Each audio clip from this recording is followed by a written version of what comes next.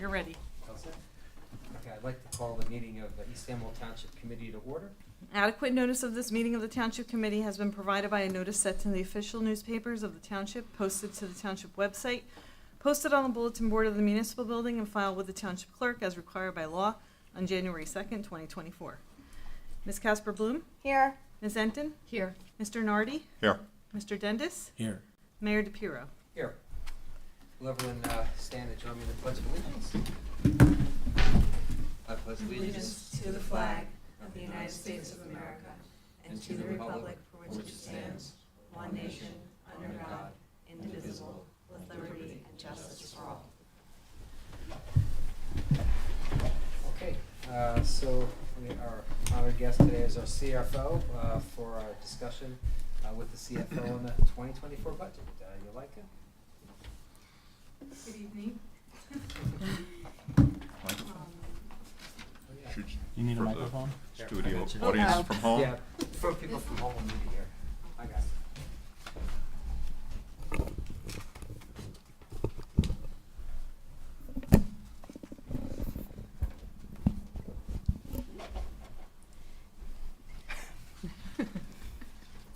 You can proceed. Good evening, Yoleka Gonzalez Vinamarte, CFO for East Amwell Township. Do you want me to proceed? Please. You have the floor. Tonight we're discussing the 2024 East Amwell budget. The total budget is $2,865,243 with 79 cents. The total amount to be raised with a 2% increase. Last year, we were at $1,450,741.89, and this year, with the 2% increase, is it's a 2% increase, which is $23,755.62, which brings our local tax levy to $1,474,497.51. Our surplus is, we're keeping surplus the same from 2023, which was $400,000. The revenues went down. It used 2023 was $1,243,929.36. That's going down to $795,746.28. Our receipt from delinquent taxes is $195,000. That's up from $180,000 from last year, and that's what the total of $2,865,243.79 consists of. Do we need the breakdown of the appropriations too? Would you speak up?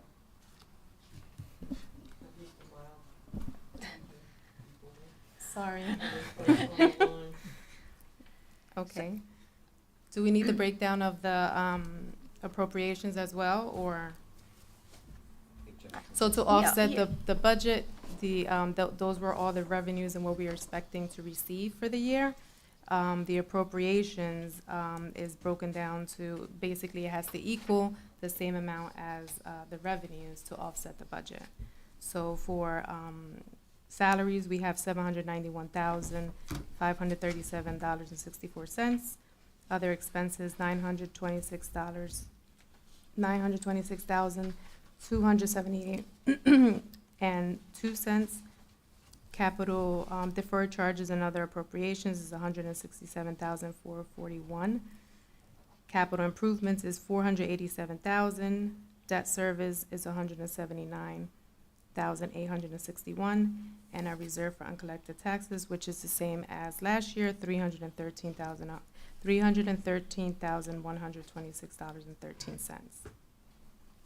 I have one question, I don't know if it's the right time or not, somebody can stop me. No, please go.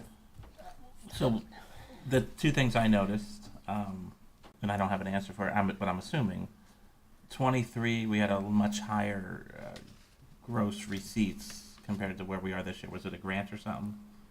one was like For- 1.2 million, now we're down to like under 800,000. What, do we know why? Those are just the revenues that we anticipated. So there was an anticipation of a certain amount of revenues, and we did not receive as much as we anticipated, so therefore we cannot anticipate more than, so 795,000 is pretty much what we actually received compared to Oh, okay. what So we last year, budgeted we for. anticipated receiving 1.2. Right. That did not happen. Mm-mm. So we actually received just shy of 800, and that's all you can put in this year's number. Correct. Okay. And then the year before, in 22, they received 1.2, I guess. Yes. Okay. That would have been, Yep. that would have been COVID, right?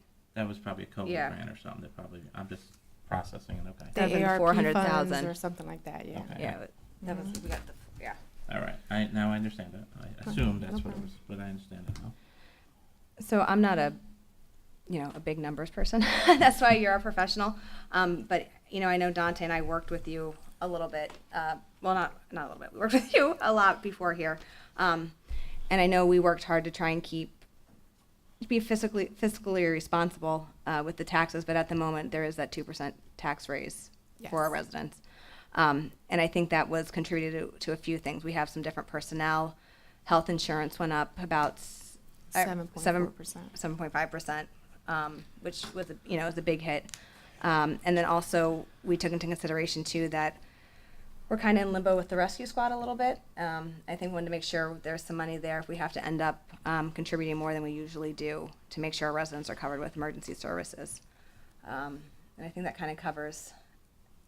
I don't know, Dante, you want to jump in with the thought process at all and stuff, but I think that was our big things we were kind of keeping in mind with the 2% raise and stuff. Yes, I mean, you're right that the cost of living has been going up. We've had a lot of inflation. As you mentioned, the cost for our employee benefits has gone up a lot from the state. And last year, we were able to engineer a flat budget, which is quite remarkable. So this year, since we have to have an increase, we made sure that it was a very small one. And so coupled with last year and this year, we think we're in a good place fiscally, but also been responsive to our residents. We appreciate that money's tight in East Amwell as it is around the country. So that's where we are so far. Do any others have particular questions about any individual line items or overall questions? No, not really. I mean, I know just dealing with the office staff, I mean, we're gonna end up needing new computers for the staff at some point in time. I mean, we have no extras, so God forbid, one breaks, then what? Now we have to go out and purchase some more, so, there's all that kind of office supply issues as well. Yep, indeed. The same is true with, DPW equipment. Mhm. We use a lot for our road maintenance and our activities, and so Yep. we always have to be mindful that we're planning for the future when we'll need those expenditures. And boy, DPW equipment is so expensive. Yeah. It's going up since we started talking about it. Literally, in this beginning of this conversation, it went up. It's going up that quick. No, it's really true. I saw earlier today, I was looking through, there's a line item for state aid. Did that go up or down, do you know? The state aid, There was a line item for that, right? there Am I was a making line that up? item. The thing with that is sometimes if we don't know it ahead of time, Okay, so we we don't only know it. put on here what we know for a fact we're getting. After that, that's when we insert chapter 159s into the budget. So that's why there's like a big gap between last year and this year, because last year's number that you see on here included all the chapter 159s throughout the year after the budget adoption. You're assuming I know what chapter 159 is. It's just an insertion to the Understood. budget, Okay. a grant insertion. So we receive a grant from the state, and then we have to add it to the budget. So it's basically amending the budget Okay. to increase that specific line item, state Okay. aid. Where is that on this page? Is it on the first page? Give me an idea underneath. Hold on one second. I'm just trying to look different on my phone.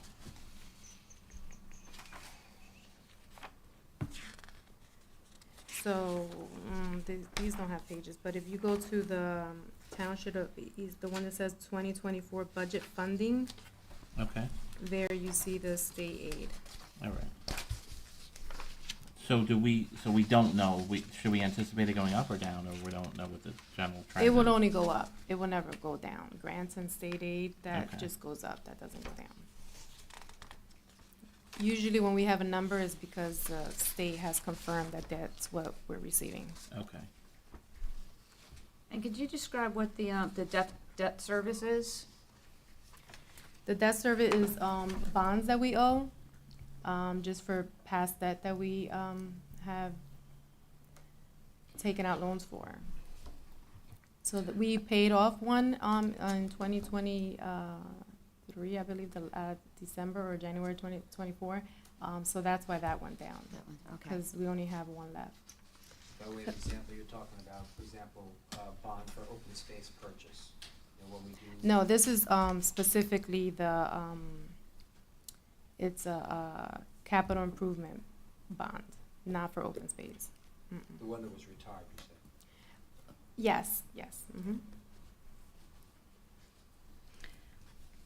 And jumping back to the, just so our residents have numbers of what a tax, a 2% would look like. So if your property is assessed at 500,000, your change for the year, for the whole year is $16.69. Correct. The increase of 2% is on the local tax levy Yeah. only. So that would be the difference between 2023 and 2024. Mm-hmm.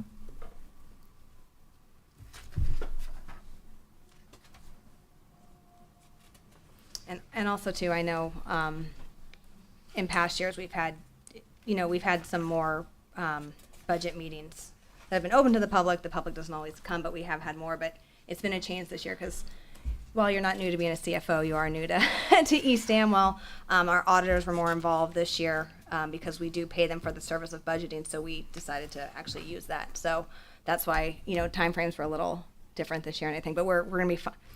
My understanding is if we introduce tonight and pass in May, we're still fine and everything, but I Yeah. just want to let the residents know why things looked a little different this year, but everything's in working order. One of the things that I was involved last year's process, we talked a lot about surplus, and that's kind of like it's kind of how we pay our bills, right? Are you comfortable with the 400,000? Is that, you think that's Yeah, working for us? it's always best to keep it flat. But do we have enough? Well, that's like our kind of like our float, right? When we need to pay the bills before the new taxes come in. Yes, which is why we kept it at 400,000. We don't want to take any more than that. Our And you don't think we financials- need to add to that? We're comfortable at the 400, I guess is my question. Yes. Okay. Mhm. Okay. And what assumption are we doing for collection of taxes, you know? I know there was a conversation about that last year. East Amwell has a very, very high Yes. success rate of collection of taxes. We're at 98.25% is our collection rate. 98, okay.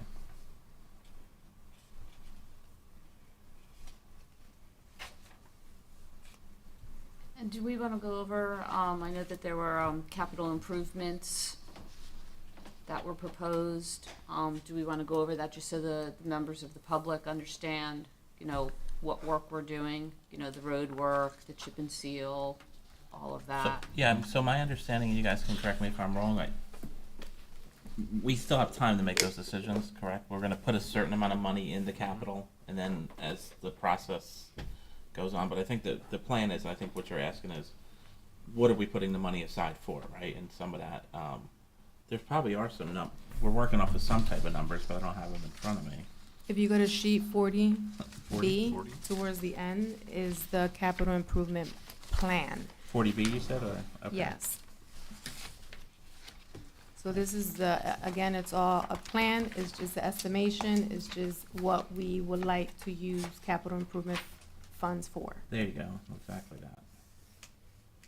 You want to mention Yeah. some of those items, Mike, so the public has a sense of that? Yeah, so when the township puts money away for capital, and most of our expenses in East Amwell are through the DPW, which are road projects and equipment, and, but I'll go through them, what we're budgeting for. Well, these are ideas. Ideas, right, Yeah, yeah, it's right. not These set in don't mean they're stone. gonna get done, but this is what, But the types of things. So types Yeah. of things that see we where would it spend goes. money on. Mhm. Upgrade to the municipal building fire and burglar alarm system.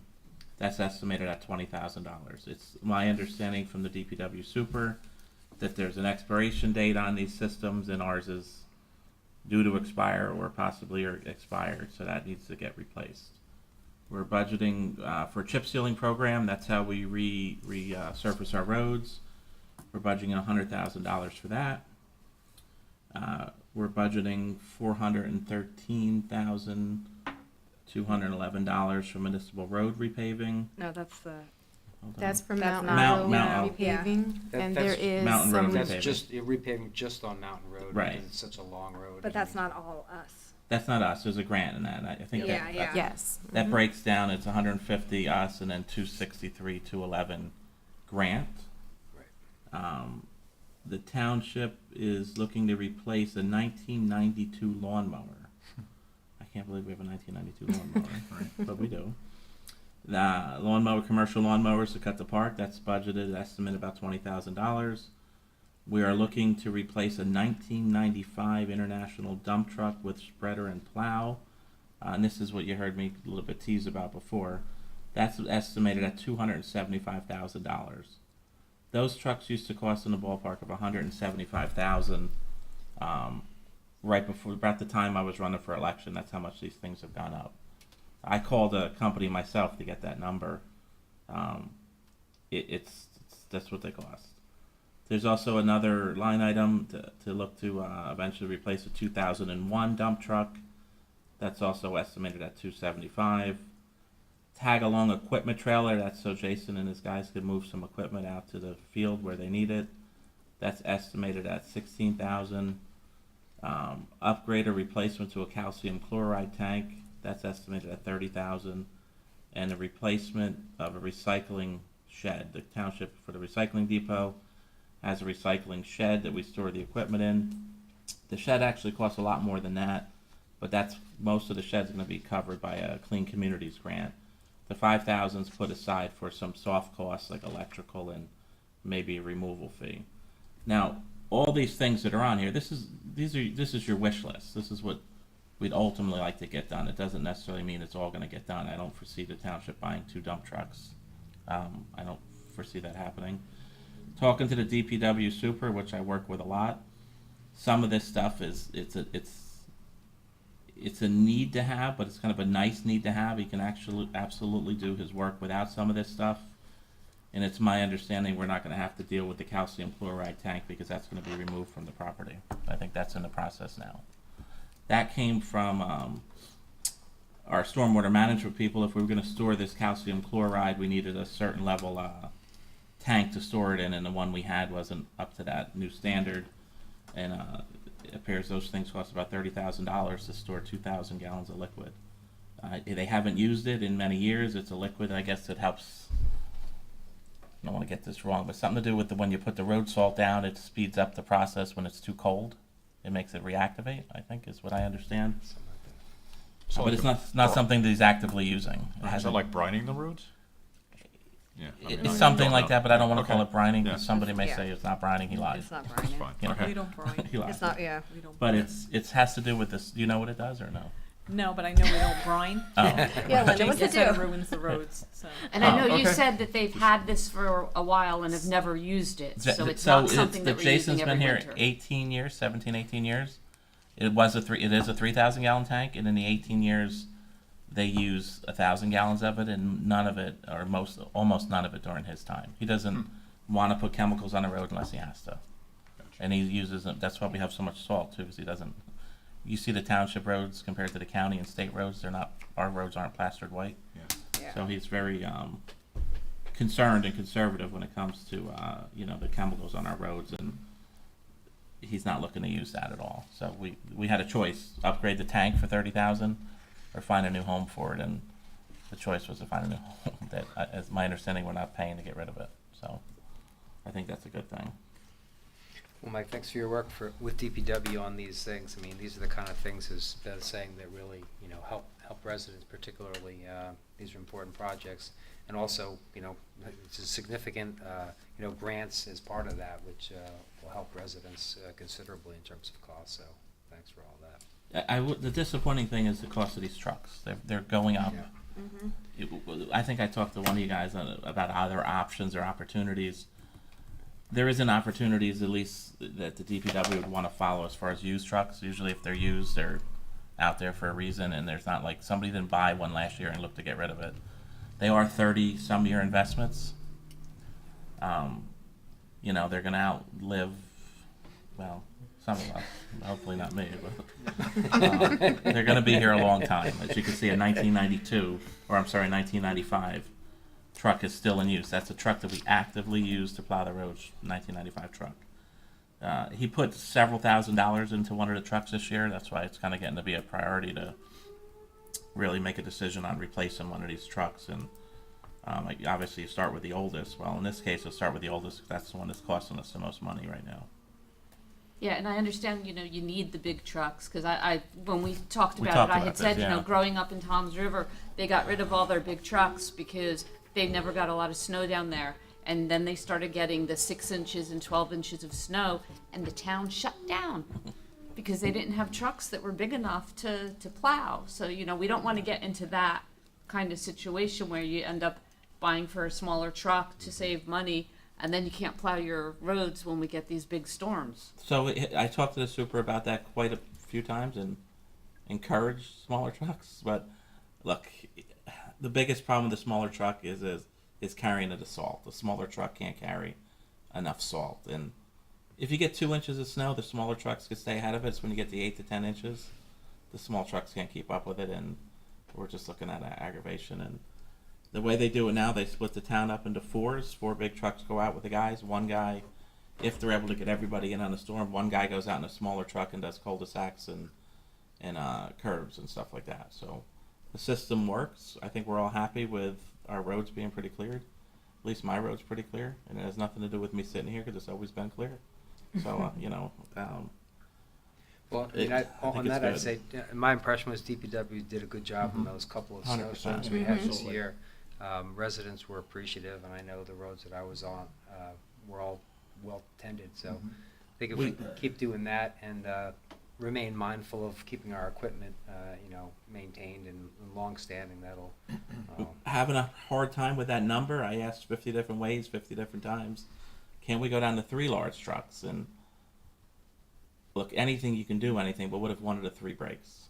That's a reality too, right? They break.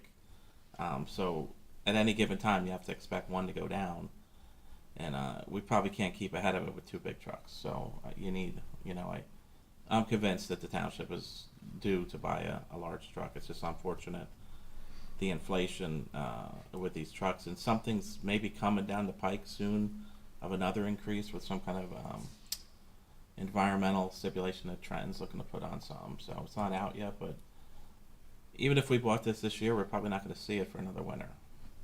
So something to keep in mind. Well, let me just end by saying, on a personal note, I hope, Mike, you outlive all of our trucks. Just Mike, or? Well, he was the one who was concerned, and the rest of you was taken as a given. Thank you for that. Yep. Other questions or? No.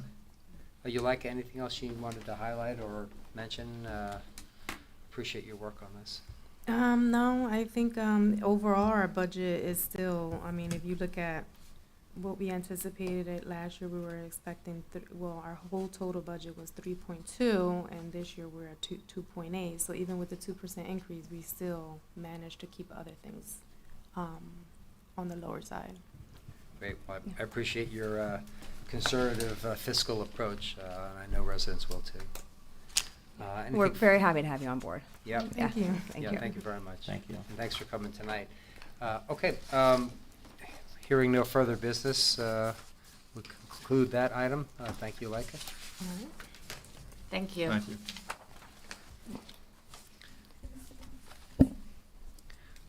So we have a few minutes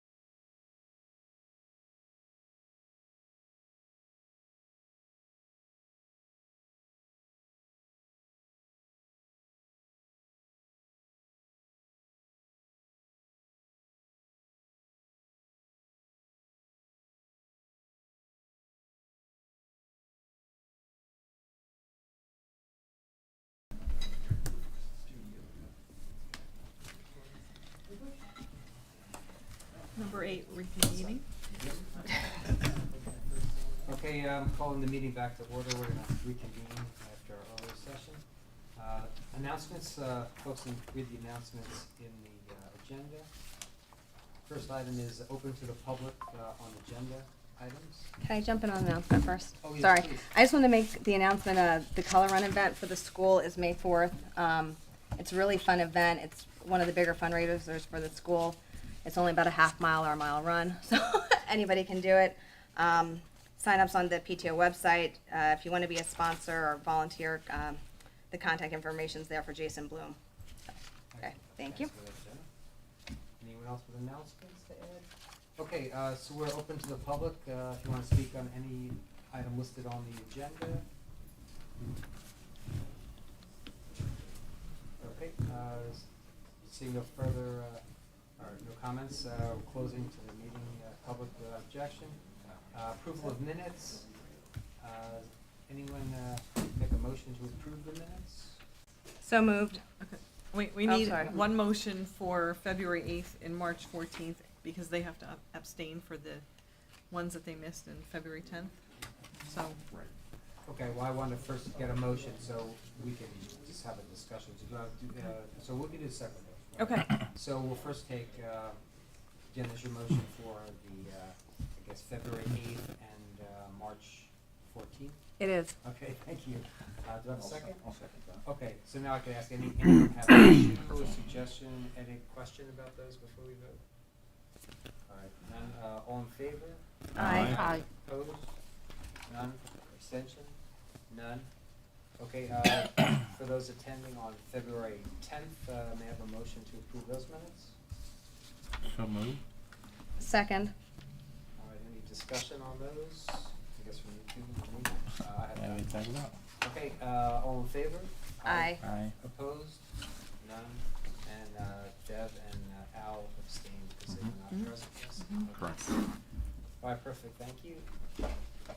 So special announcements, discussions, Jen, I know you had one? Am I right with that? Oh, about the tree. the tree, yeah. Sorry. Yeah, we just wanted to do a thank you out to Brian's Tree Service. Brian Giles donated a ginkgo tree in honor of Terry Stahl, and it's a very nice tree. And we, really appreciate everything he does for the town, and it's nice to have that memory of Terry and everything. So just a shout out to Brian. Excellent, yep, thank you, Brian, that's awesome. Thank you, Brian. Yep, thank you. Any other discussions, presentations, mentions? Okay, I guess we have nothing on item 13, standing committee reports, right? Okay, so we're up to item 14 on the agenda, ordinance 24-04, second reading. Linda? An ordinance to revise standards governing lighting by amending Article 6, Design and Performance Standards, and corresponding references in Article 3, definitions within Chapter 92, Land Management of the Code of East Amwell Township. Okay, for a way of explanation, this ordinance would amend the current lighting design ordinance and practices to protect community environment and the character of the township. At this point, we'll open to public comment, and I first call on Cliff Wilson from the Salem Conservancy, who I believe is going to provide some comment on dark skies. Please, come on up and go right in front of the microphone so folks listening on Zoom can hear you. Thank you. The Sauerland Conservancy would like to go on record in support of this ordinance. The Dark Skies movement is focused on both community health and also environmental issues, in particular the well-being of wildlife. And I'm sure others will speak about these issues further than I could, but we are strongly in support of this. Thank you for your Great. time. Thanks for Thank coming, you. Cliff. Thank you. We appreciate, you come on up. We just have Salem Conservancy, some of our good friends here who protect the entire Salem region and help us on environmental issues, and so I really appreciate them coming today. Yes? Hey, good evening. My name is Jared Flesher. I'm an 11-year resident of East Amwell Township, and I would like to encourage the Township Committee to support the new light pollution ordinance tonight, as well as to continue to pay attention to light pollution as a growing problem in our township. Light pollution is a growing problem across the entire state of New Jersey, which is already one of the most light polluted places in the nation. Professionally, I'm an Emmy award-winning documentary filmmaker and a 2024 New Jersey Council on the Arts Fellow for Film and Video. I work often with the Princeton University Office of Sustainability to produce science and environmental content. So last year in 2023, I produced for Princeton a short award-winning 16-minute documentary about light pollution in New Jersey titled Dark Sacred Night, which features Princeton astrophysicist Gaspar Bakos, who is one of New Jersey's leading advocates for reducing light pollution. So if you're just learning about light pollution as an issue and you have 16 minutes to spare, I would like to offer Dark Sacred Night as an educational resource. Gaspar, the astrophysicist featured in the film, is one of those wonderful scientific communicators, and the film will quickly bring you up to speed on why light pollution is an issue everyone should care about. And I could share that link with you if you are interested, or anyone in the audience as well. So I have two daughters. They are ages 3 and 5, Josie and Cece. And I believe they should have the right to grow up in a place where they can look up and see the stars and also experience natural darkness. I think all children should have this right. So that's certainly part of why I'm here tonight to speak about this. However, as scientists begin to learn more about light pollution, they are beginning to realize and document that the negative impacts of light pollution are far more extensive. Light pollution has a negative impact on ecological health, particularly on birds, insects, and bats, all of which are in decline. Light pollution also has a negative impact, unfortunately, on human health, with correlations to everything from certain kinds of cancers to diabetes and depression. This is because light pollution disrupts our natural hormone cycles and sleep patterns. So I'm aware that East Amwell already has a light pollution ordinance on the books and that it's one of the better written ordinances in the state. But I read the new ordinance and I'm glad to see that it improves upon what we already have. Reducing light pollution is not actually that complicated. You need to properly shield lights. They need to point down, not sideways or up. You need to turn down the intensity of lights so that they're not any brighter than they need to be. And the final thing, and this is extremely important but very simple, you can use warmer colored lights, lights that are more red or orange instead of blue, because these lights are far less harmful to human and ecological health, and they also light up the sky less. So I'm very glad to see that the new ordinance addresses this. So in addition to having a improved, more robust ordinance, I certainly hope that enforcement and public education are part of the township's efforts going forward. If you have a great ordinance but nobody enforces it or even talks about it, you're probably not solving the problem. I think there's a really good opportunity to do positive public education in East Amwell around dark skies and light pollution. Some communities that care about dark skies are beginning to do firefly festivals or star parties in the summer where people come out, have a good time, see fireflies, look through telescopes, and also learn about light pollution. Another idea, we celebrate the best holiday lights at Christmas time in the township, which I'm all for. Maybe in the summer we could have a contest celebrating the darkest streets or the best lighting in the township. Positive things. So I'd like to conclude by sharing that, the documentary I mentioned, I've screened it all across the state at this point. I've spoken and heard from many people in the audience, and everyone says the same thing. People do not like obnoxious bright lights shining into their windows at night. They don't like the glare when they're trying to drive. They do not like not being able to see the stars, and their kids can't see them either. They don't like losing lightning bugs and other insects, birds, owls, everything.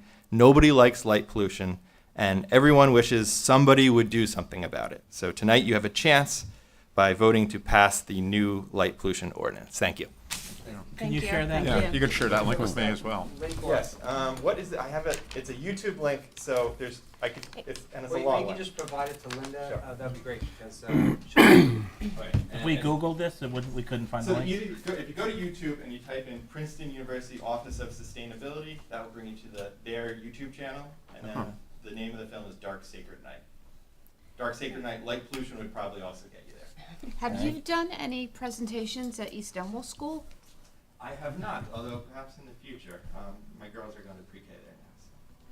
Because that education for the kids, that would be like great, I don't know if they would do individual classrooms or kind of like a big auditorium. Good stuff with native plants already. Yes. Insects, so they certainly care about this stuff. That's a good idea. Thank you. Thank you. And Jared, you do some really good films and things, so I appreciate that. Thank you for your work on I that. appreciate that. Thank you. Okay, great, thank you. Please, come on.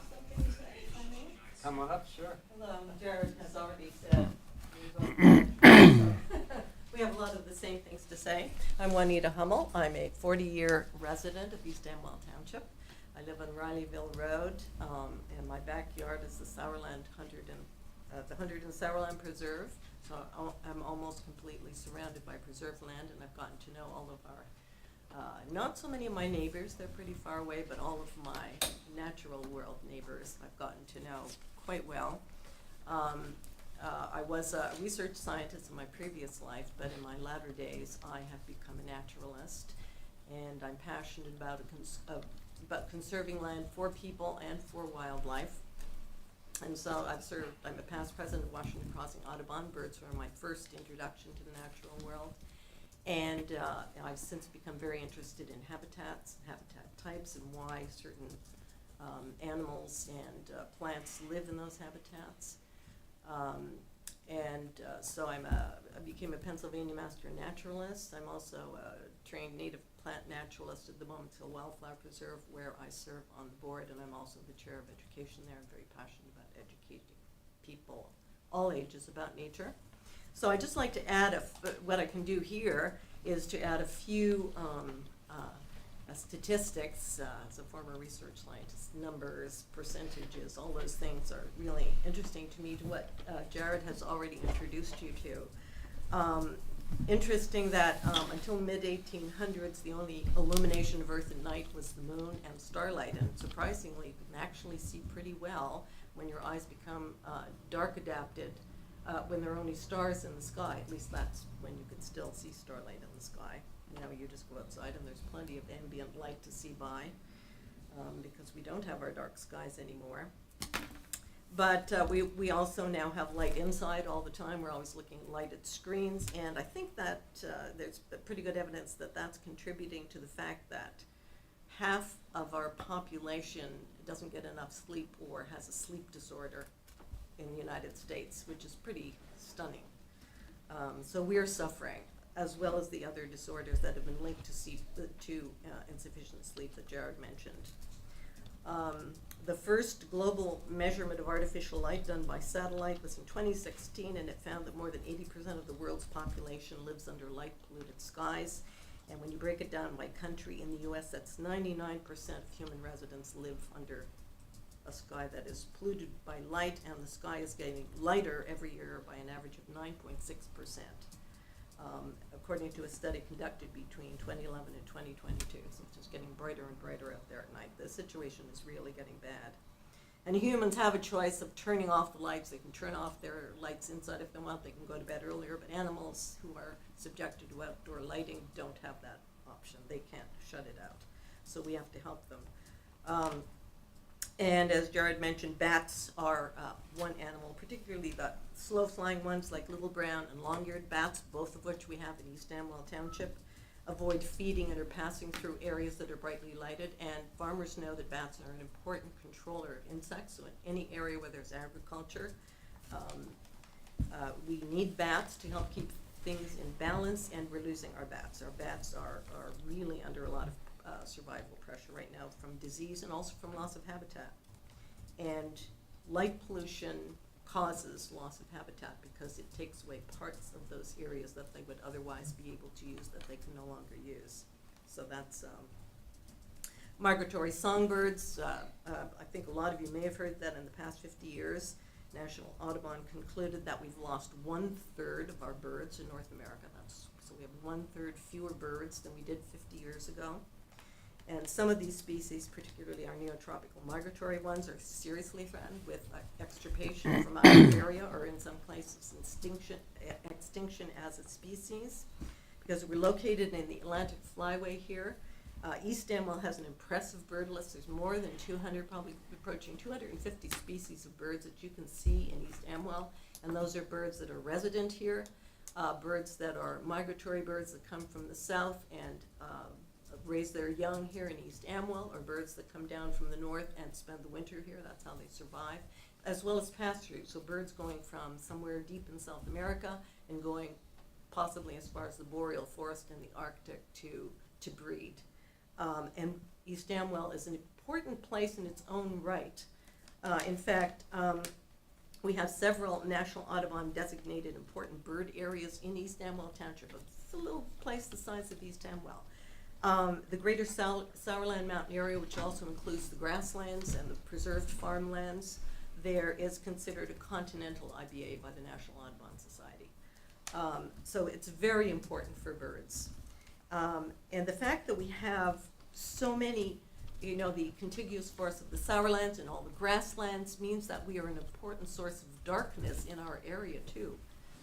So we should do everything we can to not only preserve what we have, but also to extend that. So I think you all know, you've all heard about the birds that get attracted to the big city lights in New York and fly around and around a place like any of the big buildings, the world,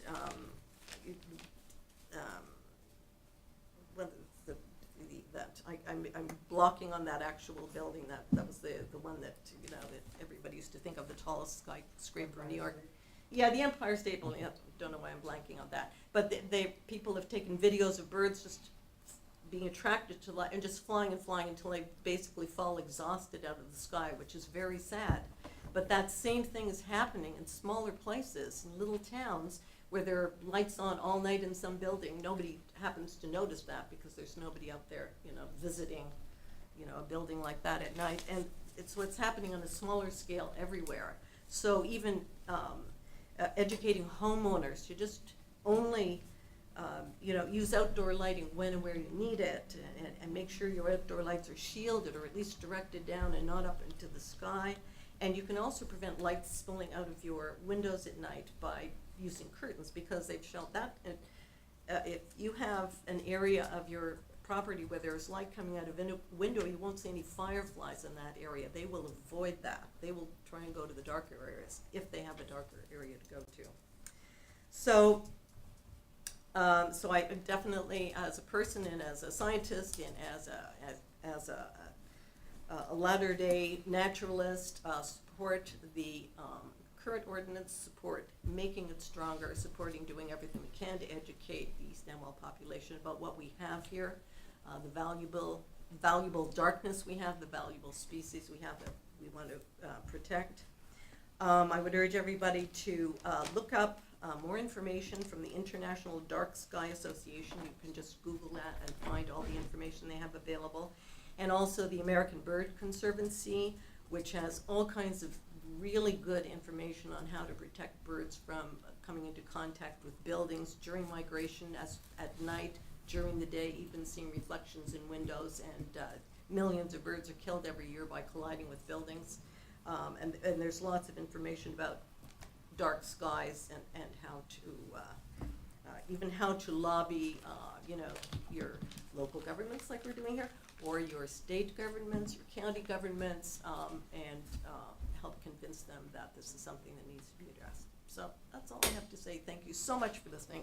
And Thank you. Thank you. for Thank you. considering this. Thank you, and Juanita, thanks for all of your naturalist work in the community, and I've been on many bird watching expeditions that you've run, and they're great, and appreciate Well, all you're your efforts. welcome anytime, and if something does get started with the school, I'd be glad to help with that, because both my kids went to East Amwell School, so great. Thanks so much. I'm Wes Hamilton. I'm a neighbor. I'm not an expert, just a resident, but I thought I'd share my experiences. I did also go to the Dark Sky International website and learn the same things that you've been hearing, that reducing light is good for the environment. Now, 35 years ago when we came here, great horned owls would sit on the trees, land in the trees on our property in the wintertime, and they'd be hooting to attract the mate. Summer evenings would have thousands of fireflies blinking, looking for a mate. We don't have any of those anymore. Oh, we have some fireflies. We haven't heard we hear owls in the distance once in a while. So that's true. Our neighborhood has a lot of bright lights now. We're all very friendly. And we don't like our lights, we don't like our neighbors' lights coming in our windows. And we kind of hint about it because we don't want to lose our good friends, but they don't listen. We have too many lights shining in our windows. Of course, reducing lights saves electricity. Most of the light goes up in space. And if you go to the website, you'll see that redirecting it down actually improves your security. And of course, reducing lights allows you to see the stars better. When I first came here, you could see, on a clear night, you could see the Milky Way. I have not seen that for years, not in East Amwell. The other thing is, most people, when you talk about reducing lights, are concerned about safety and security. And you'll see from the brochures I'm going to leave with you, the Dark Sky International Society has shown that if you direct the light down, not up, you actually improve your security. So I read the ordinance. This ordinance changes is mainly for greenhouses. I support it. I also looked at the entire ordinance, and I think all of us are out of compliance with the dark sky ordinance. That's not surprising, because most people don't know about it. But I think most of our residents would comply if they knew about it and knew about the benefits. So I think we should make dark skies a really important goal of the township. You've heard the previous speakers. Jared had great suggestions.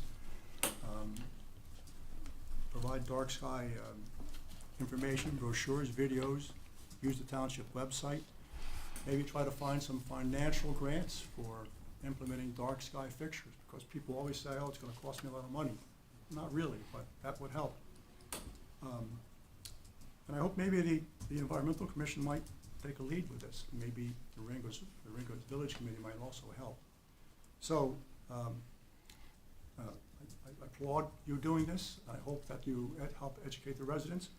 I did bring the handouts from the Dark Sky International website. They're free. They're available to the public. I'll leave them with Linda. She can make copies for you. And I'm hoping that if you like these, you'll allow someone, me or someone else, to make these available in the lobby. Sure, that's fine with us. Please share. Thanks, Les, for bringing that. Thanks, Les. Thank you. Thank you. Other members of the public wish to comment? I still have them down. I still have them down. Francis, did you want to speak, or? Good? No, I'm sorry, I was just letting you know. Okay, anyone else in the public? Okay, so I want to particularly thank everyone who came, especially to speak on this. Dark skies, I think, is indeed important for the environment, for wildlife, and for courtesy to our neighbors. We did have some issues on the language, which I think we want to work on a little bit more. We want to make sure that it's clear exactly what the intent is and how it's carried out. I know I had a number of questions from residents who called in that didn't quite understand, and I agree with all the points that it's important, but also education is important. And I think we want to make sure that we have education. I think the ideas of having things on the website, having some presentations would be great, because we really want to make sure residents have a chance to understand why these issues matter and how they can do it in a way that's not particularly onerous and can deal with security and the like. So, my inclination is, since we've got to deal with a little bit of languaging, is that we hold off posting this for a vote today, and we work on that language for next time. Others have thoughts, or folks okay with that? Do you have other?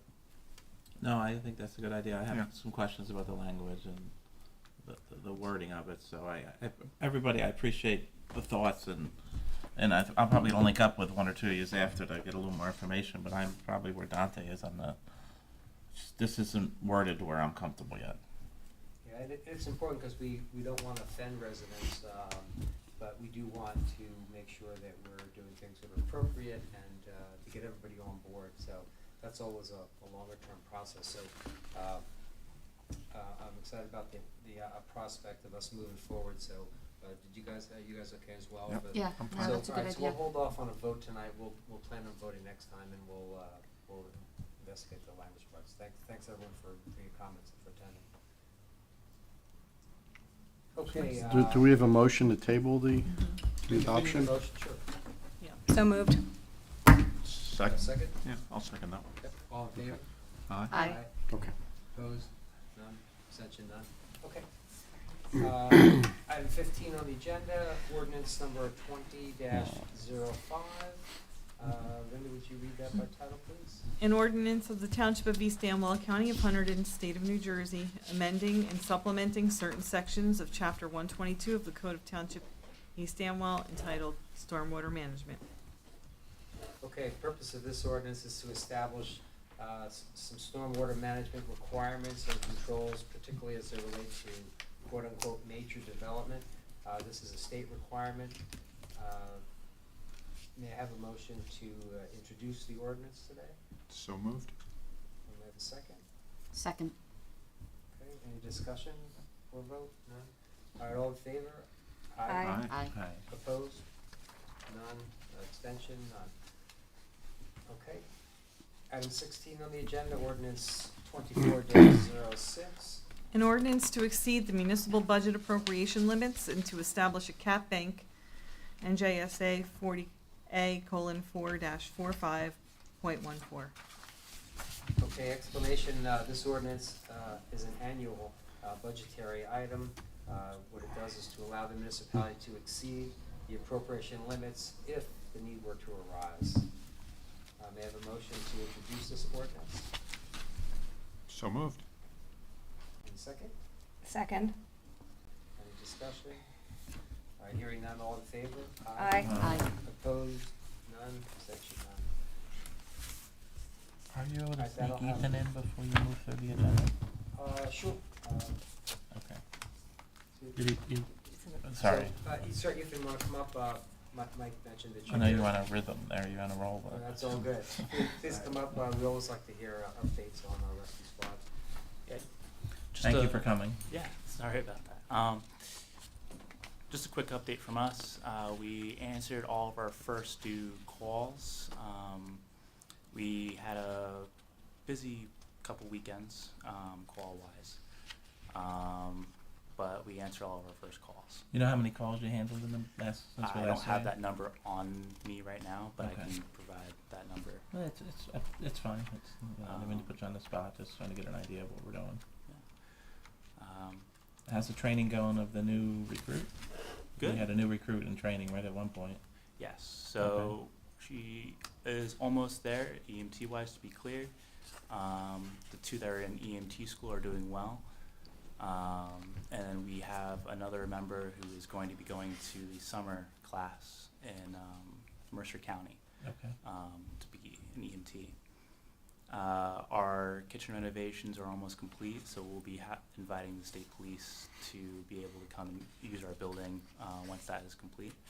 Okay. So hopefully they'll have a little bit more of a presence and a place to kind of go instead of the quick check on 31. Okay. Just to help out our partners and stuff like that. Okay. But that's pretty much it from an update. Did from we us. provide mutual aid anywhere this month? Yes. I know that we provided mutual aid into Hopewell. Okay. I am not sure if we provided into 49 or 17. Okay. We haven't compiled the numbers yet. So. Is your fund drive underway yet? Yes. Well, it's still the current fund drive that we put out in November or August of last year. Okay. So we are working on a letter, but we probably won't release it until later this year. Okay. We have our our fundraiser coming up for the Mother's Day flower sale for the weekend of Mother's Day. We're almost done with the newsletter that I'll send Okay, to you. that's fine. I brought the card today, so you can just email me right there when you Okay. get it. Thank you very much. Yeah, they're finishing that up actually tonight. And that's, we're going to be sending out through the mail a newsletter, kind of an update to the community. it'll be kind of like a one-pager with events that we're going to be hosting or doing, along with trying to make more of a community outreach. Okay. kind of thing. All right, good job so far. Appreciate you coming. I have a question for you. Yes, sir. Do you guys provide CPR classes?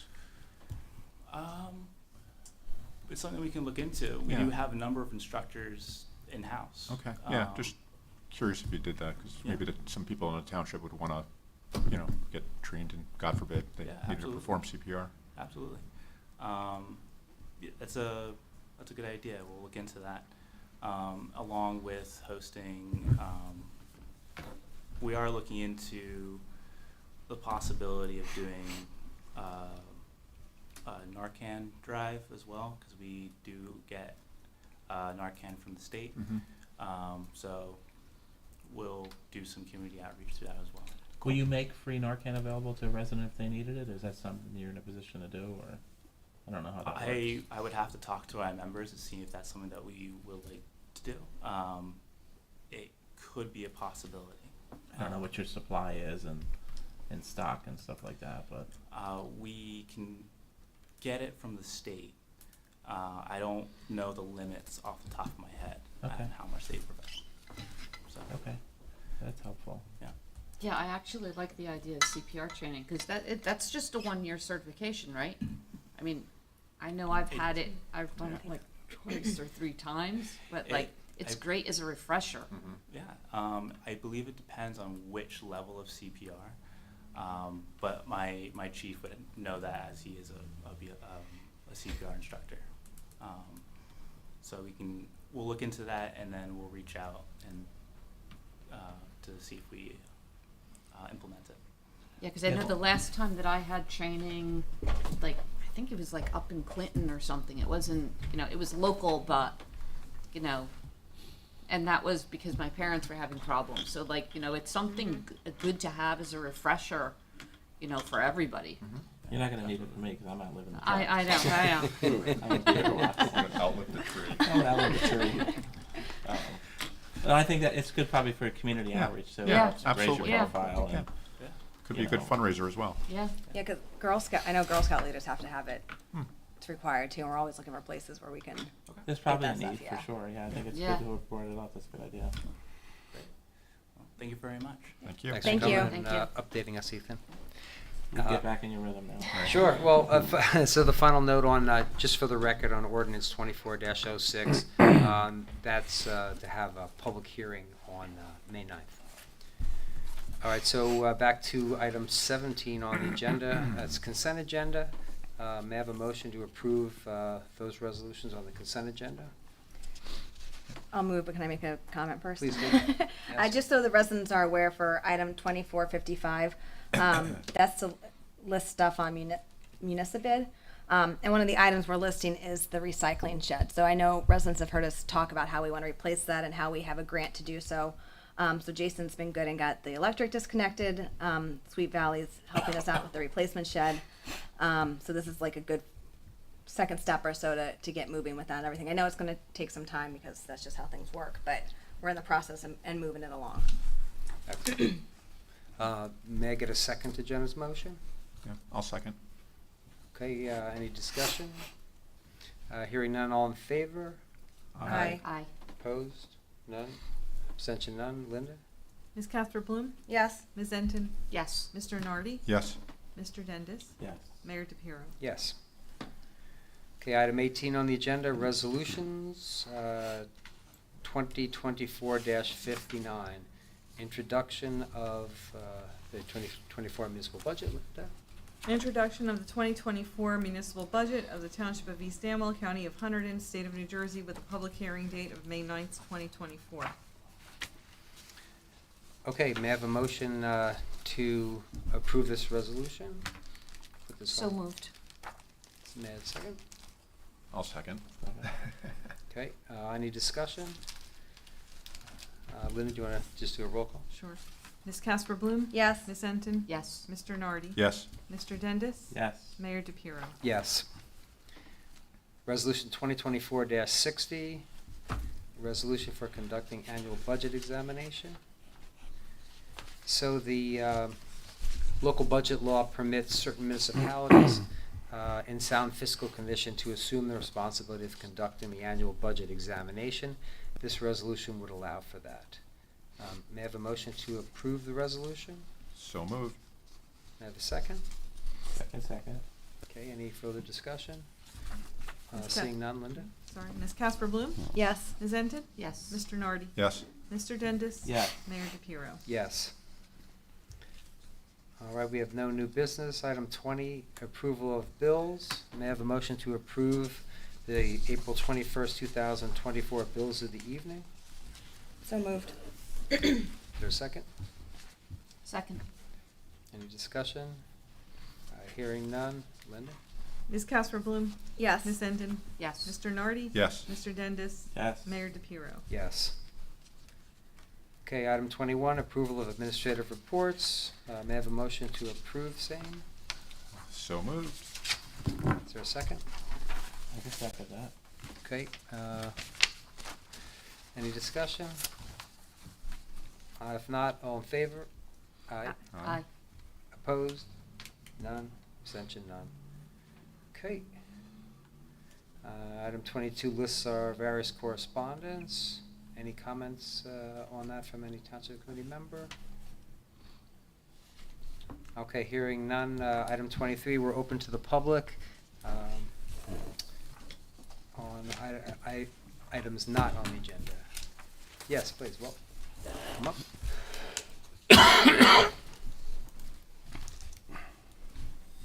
Thank you, Dottie. Will Harrison, Larison Lane, East Amwell, and I'm also chairman of the Historic Preservation Committee and involved with the museum. And that's why I'm here tonight.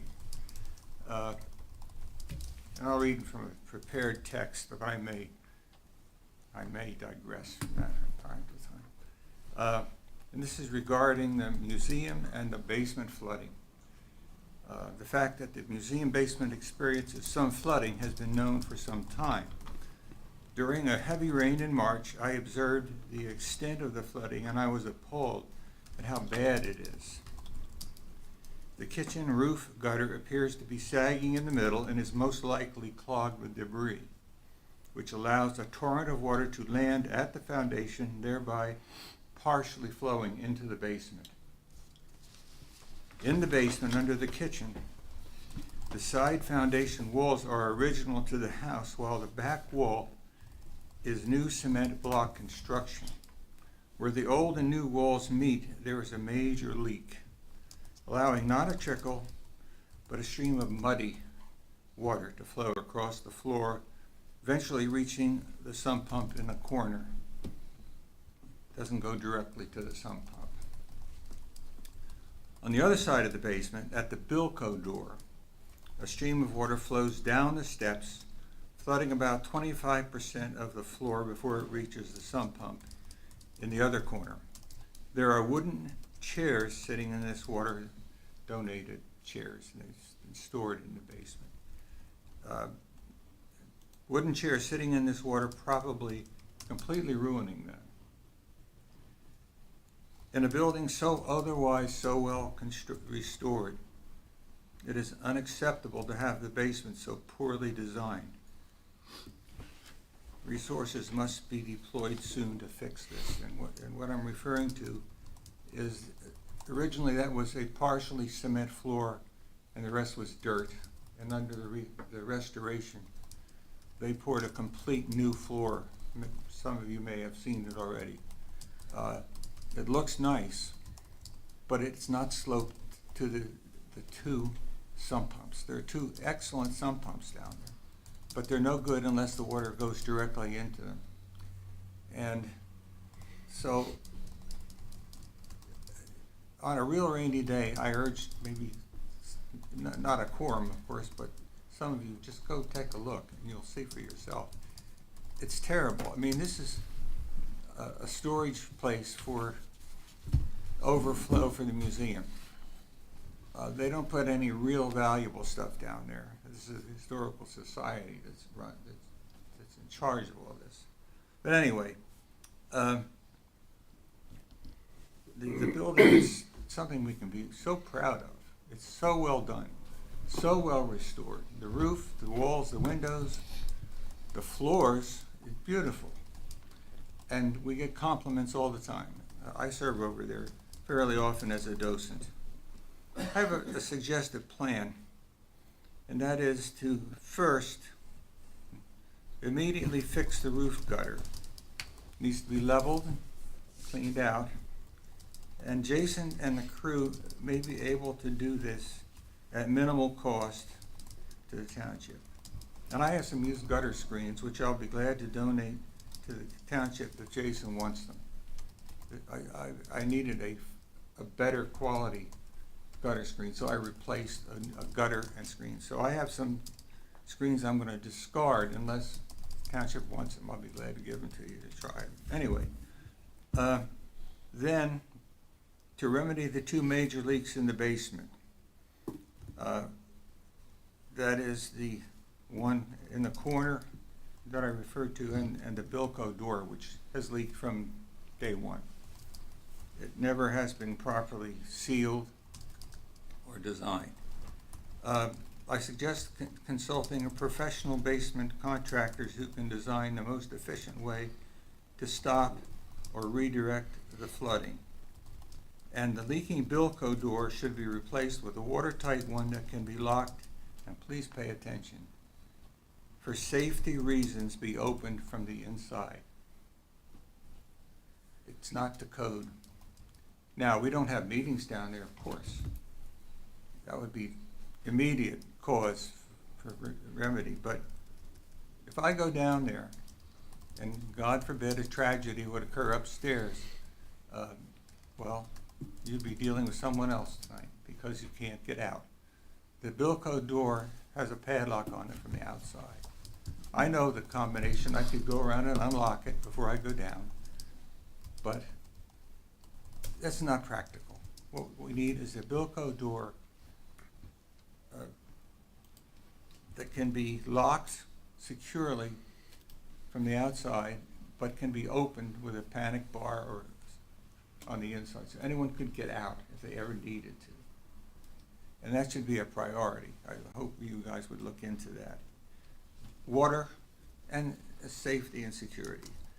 And one more thing, we have a working dehumidifier down there which works, and it does a fair job under normal conditions, but it can't deal with the flooding. It just has to evaporate. And there's one other museum need not related to water in the basement, and that would be completing the security system. I'm not going to go into details because it's a public meeting, but it's not complete. We have a security system in this building that Jason can monitor what's going on in the parking lot, in the building, and you have a code to get in, code to get out. There's no rocket science here. This is all technology that's everywhere. But we don't have it in complete in the museum. I would hope you'd kind of prioritize that as you go forward. Are there any questions? When was the renovation done? How long ago? Was it? I think it was 15, about 9 years ago. It was complete. We were working on it for a period of time. And for some reason, they didn't get the basement floor properly leveled or sloped. I just recently had my basement, I had a couple cracks, very minor, but I employed a Quality First company, probably the biggest company in the region. And so far, dry as a bone. This is not a project that you can hire a mason to come and do a little digging and a little plastering inside. You're going to need a professional to come in and consult. And what they'll do is come in and tell you what they need to do, and of course then there's a price associated with that. And I don't know if there's any grant money left. That would be wonderful if there were, but it's gonna cost somebody something to fix this. But it really, I wouldn't be here if I didn't think it was important. So thank you for bringing it to our attention. I haven't heard of these problems before. If they've been brought up, I'm not sure. Has it been flooding the whole 9 years, or is it a new I problem? assume so. I Okay. don't normally go down there when it's Is raining. that right? It's flooded the whole? It's flooded before, there was a problem with the dehumidifier not being in, but the design of things down there and the leaking in the room that's under the kitchen in the corner, what I think you're probably talking about, has been ongoing. So it's been brought to the attention of the township, but when I had a similar problem, I had put in a French drain around mine to the sump pump, and that might be something that's needed.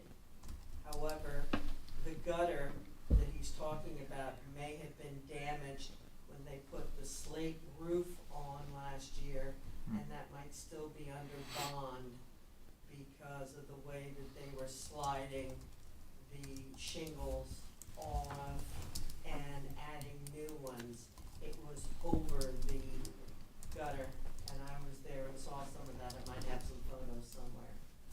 So you Okay. might have an option with the gutter, but the basement's been a problem for years. That's why we weren't storing anything in there, just some metal chairs and a bunch of old radiators for God knows why.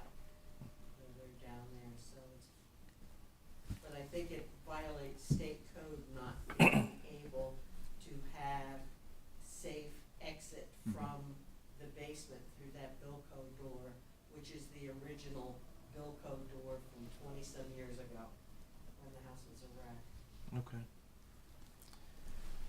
Well, I'll look into it. I'll talk to Jason tomorrow about the gutter. That might be a simple fix. The other ones are the security system. If you want to communicate, because you didn't want to talk about it in open forum, which I understand, you could we could connect later, and you can, or you have that's your committee, right? Connect with them and find out what it is, and see if we can get that together. I would think. And there are codes to get into the Clausen house and cameras outside. I know you're saying there's concerns about security, but it's not like it's not, only certain people have codes to get in. They're under rules not to share, and there are cameras out in front of it. No, I knew that. So maybe Yeah. when you're not in a public session, tell us what the concern is with security, and that might be an easy fix. I don't know what's wrong with it. I know there is a security system there. Talk but- with Jason Okay. first. He knows far more about security systems than I do. I just know that it's not complete. Okay, I'll find out from him exactly what that means. What it needs- I haven't heard of it before, but It should be the same system that you have in this building connected to Jason or another authority, either the Okay. police or whatever. okay. Well, I'll find out where that status is. Thank you all for your time. Appreciate it. Thanks for the information. Yeah, thank you. All right, thanks for following on, Mike. Other members of the public, I think you have, go.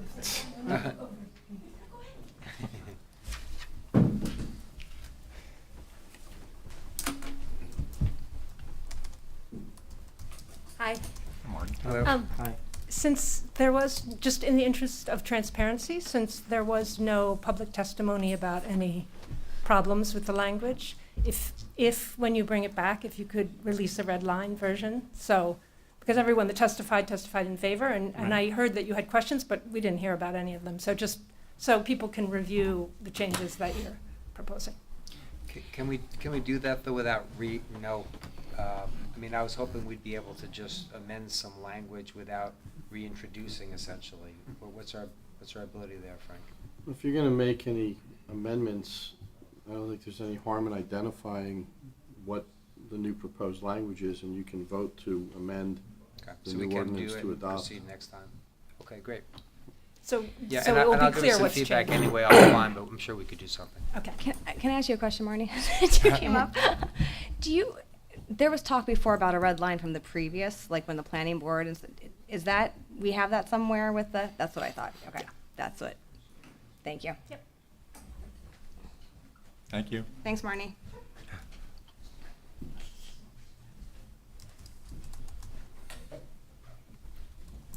Hi, Krista Ostad, Woodsville Road, East Amwell. I met with Mike last month, and I just wanted to find out about if the town can provide information and have on file like mental health for families that are struggling. 1 in 8 Americans suffer from mental health, and most things like schizophrenia aren't diagnosed until the 20s, so that's like 10 years from now for our 7th and 8th graders. So if we could just have information so people feel like they can reach out for it, and then also for, there's an uptick in children with learning disabilities. I actually have 2. If there can maybe be like a list of places that are like sensory safe and things like that, so if they're not sure where they can go, just information. Like I do have stuff so I can email it, or I know Mike mentioned a workshop, maybe. So I've kicked this around, and I talked with the mayor for, we were gonna have an item on the agenda tonight, and I had Linda remove it. I wasn't able to get some people here that I wanted to get here. I think that we can figure out a way forward and maybe some education for the community. So I know like Morris County and Bergen, they have, it's called stigma-free towns. So there's Okay. like a lot of information in those counties for just resources. It's not about like spending money or anything, just available. Yeah, no, I think it's a good idea, and I think the township can contribute here some way. I'm just trying to find like Yeah. the right lane for us to fit in where we can be helpful and, more than a Google search, right? Of like, I need help, where do I go? I think there's probably some room for the township to have something to add and maybe put on. I know when I spoke to you last, we talked about a program the sheriff's department runs, and that's for folks that have like special needs kids, and if they get lost, there's a tracking program that the sheriff could. It's a free program. It's run through the county, and you kind of get a wristband, or it might be an ankle bracelet. I'm not sure that the person wears. Not just children; it could be adults. And I thought, when that came up, I thought, well, East Amwell has all this hiking trails up in the Sourlands and all over the place. It wouldn't be hard for someone to get lost up there. It wouldn't be hard for me to go. Both of my kids have speech delays, so if they walked off, they couldn't tell you who they are. That's not my mom. That's not my dad. Like my daughter would just walk off. Yeah, so I think there's probably a lane here for the township to do something here. We can definitely reconnect again, and I'll involve some more folks from the committee and see where we best can fit in and what our role is. And Bev's she's not I'm even in. voluntold, she's volunteering. Yep, I'll volunteer. She's volunteering to help, so I think that's probably something we can do. And I think if one person has the question, many more have the question in the community, so there's probably something that we can do to be more helpful. And then I'm not sure if I should say it here later. Was there any update on the park bathroom with my concern? Yes, your concern is not something to worry about. That was, thank you. And just to say too, Hunterdon County is a stigma-free county. They always pass the resolution and stuff, the county commissioners do, and it trickles down to the towns, and we always support it each year as well. So East Amwell is as well too. Thank you. Thank you. Thank you. Thank you for coming. Appreciate your comments. Anyone else? Francis?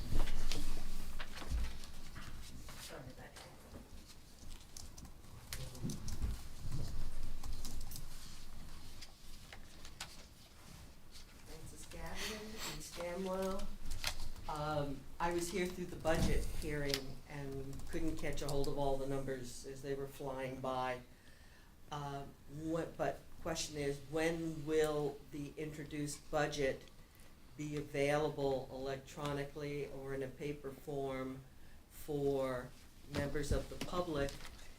And a little bit of what I retained from the discussion was that the taxes, there was gonna be a 2% increase in our local tax, but that the income had gone down because of relative old COVID money Yes. to whatever, but also that state aid or grants wasn't factored in there yet because we don't know what it is.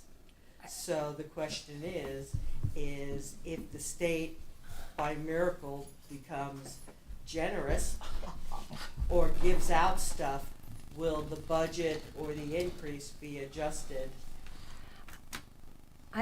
Francis, I'm not disagreeing with you. I'm not sure that's what she said about state aid. I'd have to go back and check. I thought She estimated it at like, what, 400,000 or something based on The what she got? 400,000s are Surplus. surplus. That's our like working money that Yeah. we pay bills out of, and State aid, she said it's always at least what it is the year before.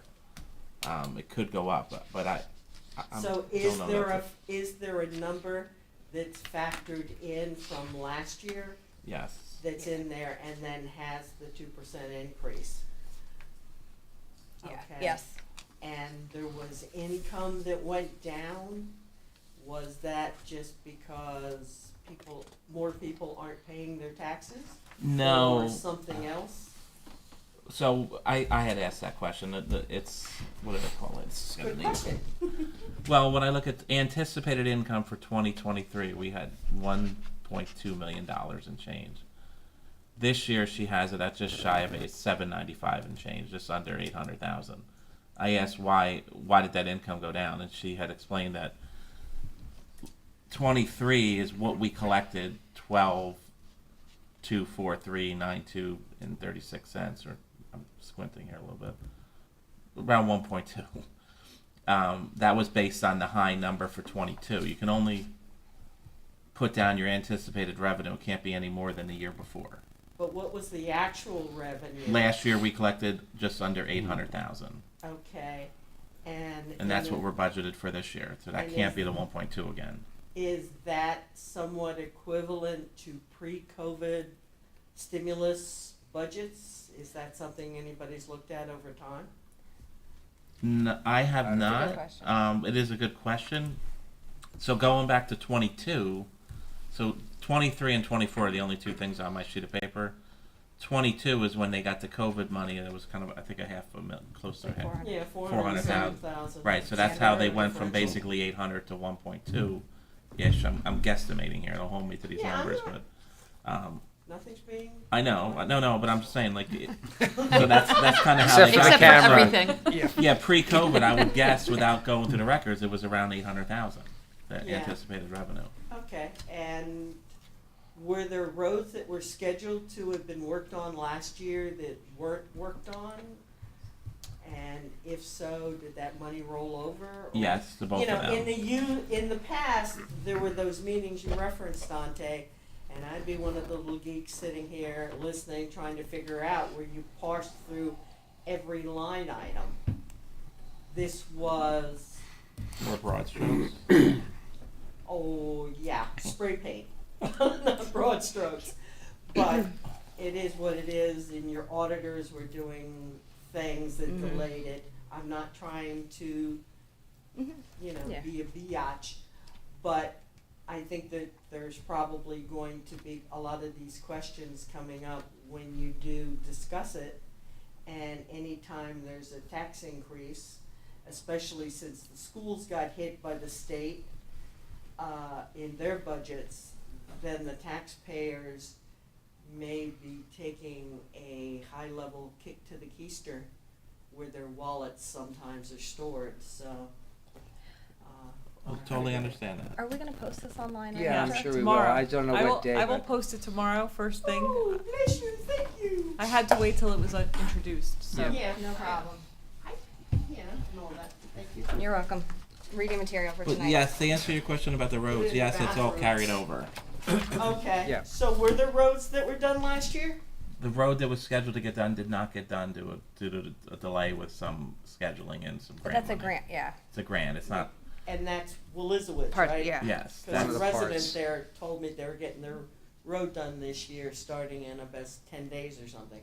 Yeah, that's been in process. Yeah. That's, Yeah. Okay. Yeah. But those multiple streams of activity then become questions that people could have about, you didn't do any roads last year, where did that money? Well, it It's carried moved. over, so it could be done now Right. when it's a little bit more timely. I'm just all for clarity and want to give you a heads up before somebody comes with the tiki torches, and it won't be me, 'cause I got a copy Thank of you. the introduced budget. Thank you. Thank you, Francis. Yeah, as Linda said, we'll be posting it now that we've introduced it, so folks can take a look. Yes.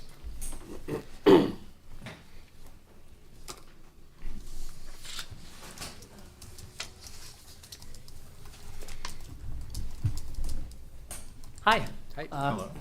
Rick Wolf, 21 Rynearson Road here in East Amwell Township. I also sat in on the budget meeting, and just wanted to say that I sat in last year, and during a period where we had high inflation, you came through with a balanced budget, no tax increase. This year, we continue to have stubborn inflation. I heard some of the costs that went up, including health insurance by a significant amount, and you have a 2% increase. That clearly, to keep the increase to just 2% basically over 2 years, where we've had the inflation and increases in health insurance, I'm sure took a lot of work. Having been through 6 budget sessions, it's really commendable that over a 2-year period, particularly the last 2 years, you're able to keep the increase to 2%.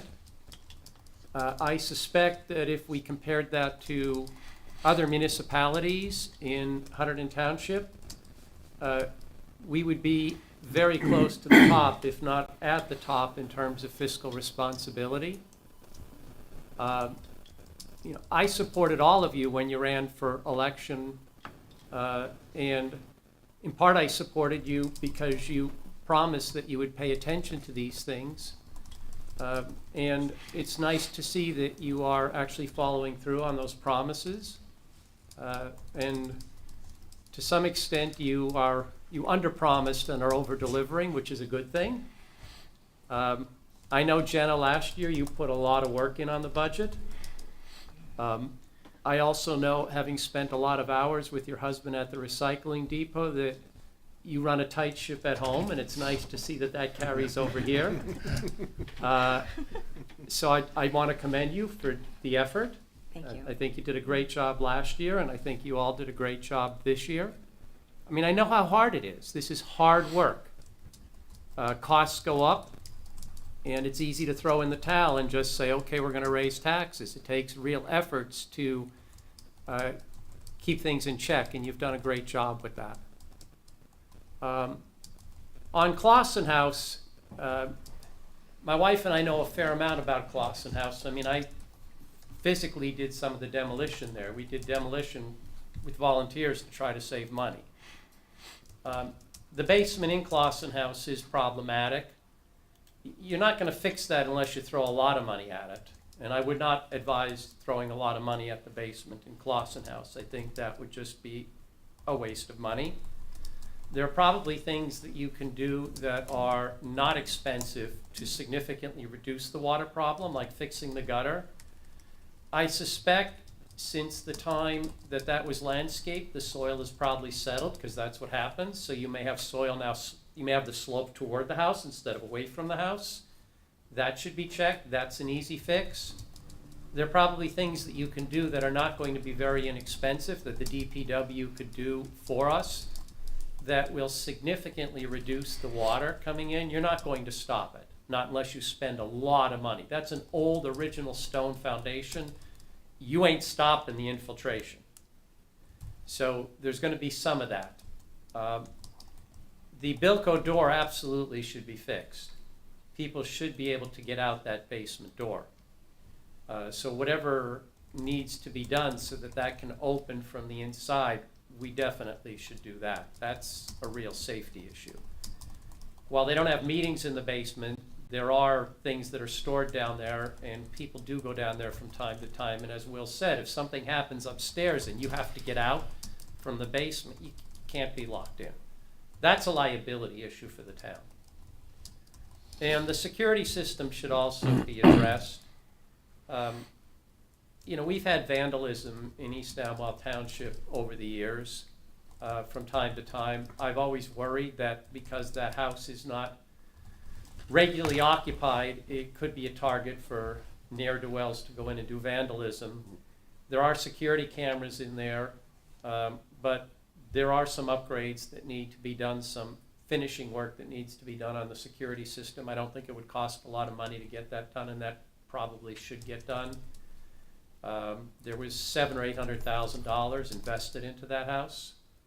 And while people could debate whether that was prudent expenditures or not, the fact is it's done. the money's there, and there should be some security. But you guys are doing a great job. All around, you're doing a great job.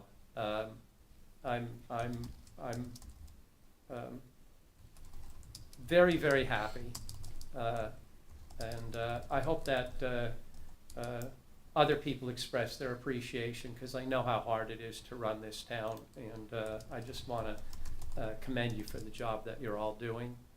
And Jenna, I'm really glad you decided to run for re-election. You're really great on the Township Committee. You're a real asset to the community. Jason is a real asset to the community, and you know, I wish you all the best.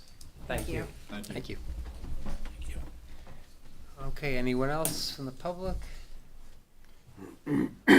Okay, there being no further business, may I have a motion to adjourn? So moved. Second? Second. Second. All in favor? Aye. All right, thanks All right, everyone. Thank you, guys. Thank you. Thank you, Frank. Good one. Thank you.